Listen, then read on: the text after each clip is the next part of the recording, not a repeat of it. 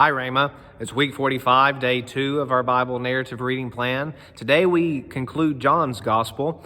You know that John comes after the other 3 gospel accounts of Matthew, Mark, and Luke. And they're often called the synoptic gospels, the same eye. They're kind of looking at the life and ministry of Jesus, usually from the same pattern, often covering the same general stories, even though each gospel is certainly unique in its own way.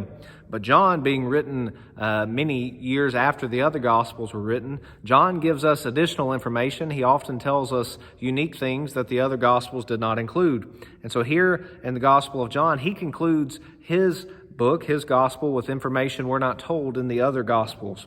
Beginning in verse 24, we see that Jesus continues these post-resurrection appearances. After he has been raised from the grave by God himself, Jesus continues to appear to other disciples. First, we see, starting in verse 24, we see Jesus appearing to Thomas. We know Thomas as one who didn't automatically believe. He said, I'm not going to believe that Jesus has been risen unless I actually see the hands and the marks of the nails, and I put my finger in the marks of the nails, and I place my hand into his side where his side was pierced. Unless I see these things, I'm not going to believe. Well, 8 days later, the disciples are again in the upper room, and Thomas is with them this time. He hadn't been with them previously. He didn't see Jesus before. And Jesus appears before them, and it seems as if Jesus just walks right through the door with it being locked and without the door opening. Jesus just walks through, even in his glorified body. And he tells Thomas, don't disbelieve, but believe. He says, here I am. I'm living proof. But Jesus also adds, have you believed because you have seen me? Blessed are those who have not yet seen and have yet believed. We don't see the things that the disciples saw. We walk by faith and not by sight, and yet we are blessed because we believe even without having seen.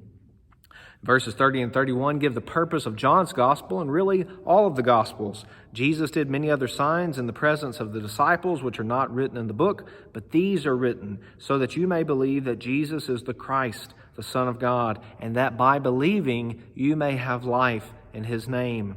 That is the purpose of all the Gospels, but John makes it explicit here in his Gospel account.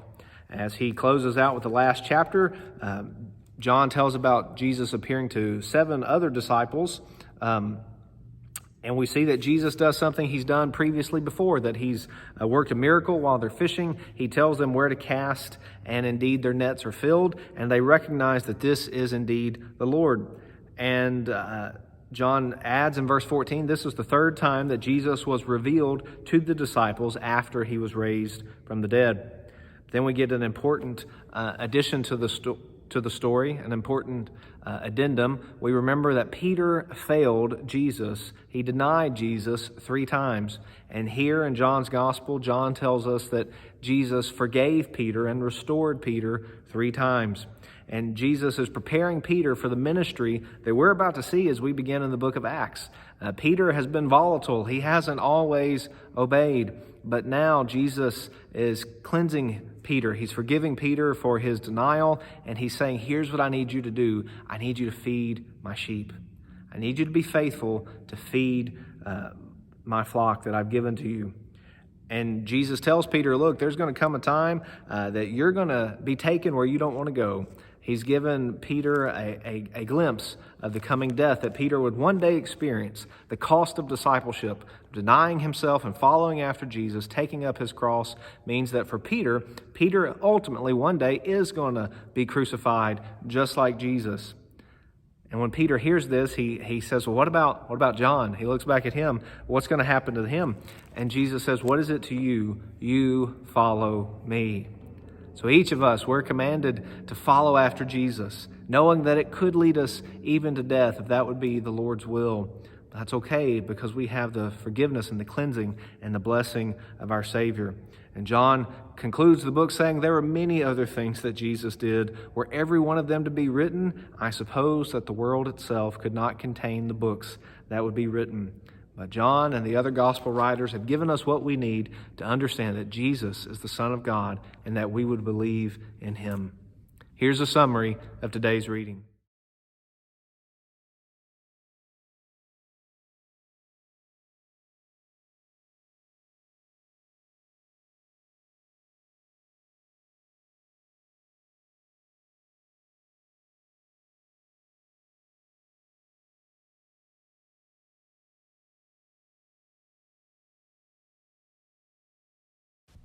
For more information, go to tunemyheart.org.